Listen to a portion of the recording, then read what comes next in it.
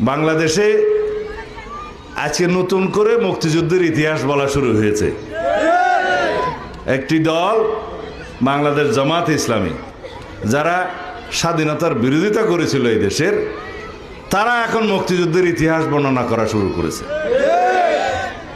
গতকালকে সেই দলের আমির সাহেব বলেছেন এই দেশের স্বাধীনতার ঘোষণা নাকি রাষ্ট্রপতি, শহীদ রাষ্ট্রপতি জিয়াউর রহমান দেয় নাই, তৎকালীন মেজর জিয়া দেয় নাই, কর্নেল অলি সাহেব নাকি দিয়েছে।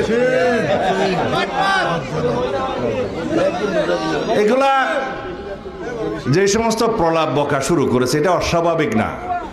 কারণ যারা বাংলাদেশের স্বাধীনতার বিরোধিতা করেছিল, তারা বাংলাদেশের স্বাধীনতার ইতিহাসকে বিকৃতি করবে, এটাই স্বাভাবিক। বাংলাদেশের মানুষ জানে আজকে তারা যে নবরূপে নিজেদেরকে মুক্তিযোদ্ধার দল হিসেবে প্রতিষ্ঠা করতে চায়,